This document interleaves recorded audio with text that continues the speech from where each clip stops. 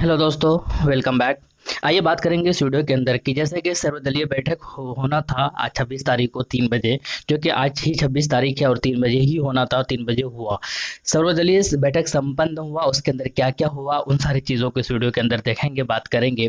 Basically ये जो बैठक था चुनाव आयोग के साथ, वो ये बैठक था इस मुद्दे पर था कि किस तरीके से इलेक्शन वहाँ पर हुआ जाए, किस तरीके से प्रचार प्रसार किया जाए, क्योंकि रैलियों वगैरह से कोरोना का महामारी को देखते हुए ये पॉसिबल नहीं है। और इस तरीके से डिजिटल प्रचार के बारे में बातें करना था, बूथों के बारे में बातें करना था, जहाँ पर 1,000 से ज़्यादा अगर वोटर्स है कहीं पर, नंबर ऑफ वोटर्स, तो वहाँ पर उनके बूथों को इंक्रीज किया जाए, बढ़ाया जाए। तो इस तरीके से बहुत सारे मुद्दे पर बातें होनी थी। आइए देखिए कौन सी पार्टी ने क्या क्या कहा, उसके बारे में थोड़ा सा जान लेते हैं।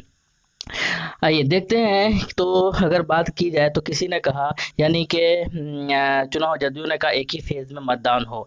एक्चुअली इसमें कई सारे पार्टी ने अलग अलग अपनी राय रखा। जदयू जबकि एनडीए को लीड कर रहे थे, एनडीए की तरफ से वही लीड कर रहे थे, कैप्टन बने हुए थे। और इसी तरीके से कांग्रेस, और अगर राजद की बात की जाए तो राजद की लीड कर रहे थे, और कांग्रेस वहाँ पर यानी कि जो भी चीज़ें थी वो आरजेडी ही उसको जो है वो लीड कर रहा था।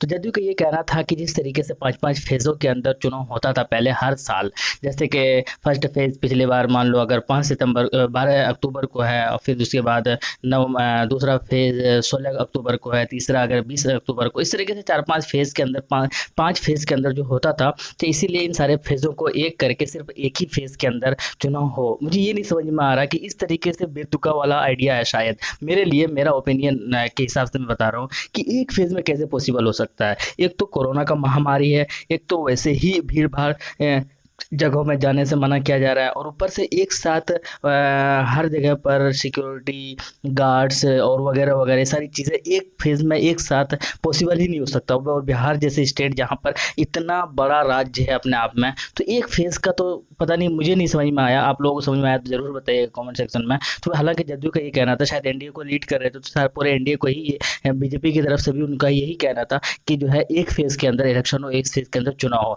जबकि आरजेडी का ये कहना था कि जो है वर्चुअल रैलियां वगैरह ना हो, बल्कि हमें परमिशन दिया जाए कि हम पहले की तरह रैलियां कर सकें, फिजिकल रैलियां कर सकें, अटेंड हो लोग, और लोगों के घर घर जाया जाए। और इस तरीके से जो वर्चुअल रैली है उसके ऊपर, क्योंकि लोगों से मिलना है, लोगों, और भी वाम पार्टी थी, उन्होंने भी यही चीज़ें दोहराई कि इस तरीके से लोगों के जाना, फेस टू फेस बातें करना, लोगों के बीच में खड़े होकर तकरीर करना, स्पीच देना, और लोगों को कन्वेंस करना, इसका हमें परमिशन दिया जाए। तो इस तरीके से इन दोनों का खास, इन दोनों ही पार्टियों का खास इन दोनों का मुद्दा था। बाकी जो है वो डिसाइड बूथों के ऊपर, ये हल्की फुल्की चीज़ें थी, ये ज़्यादा इशू था नहीं, ये खुद डिसाइड करना है चुनाव आयोग को कि वो किसको, उसको किस तरीके से करना है। तो कुल मिलाकर इन दोनों के बड़ा बड़ा ये था। हालांकि अभी तक ऐसा कुछ रिजल्ट या कुछ निष्कर्ष निकाला नहीं है, सारे लोगों के जो पॉइंट्स को नोट किया गया है, और बहुत जल्द जो है ये शायद अनाउंसमेंट भी कर दिया जाएगा।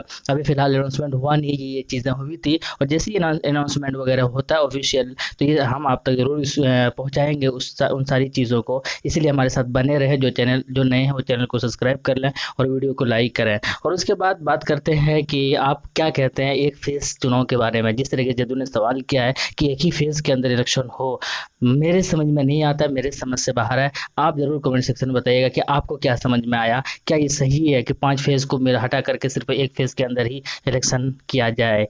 कितना हद तक सही है, आपको क्या समझ में आता है, कमेंट सेक्शन में बताइएगा। मिलते हैं नेक्स्ट वीडियो में। थैंक यू, जय हिंद, लव यू।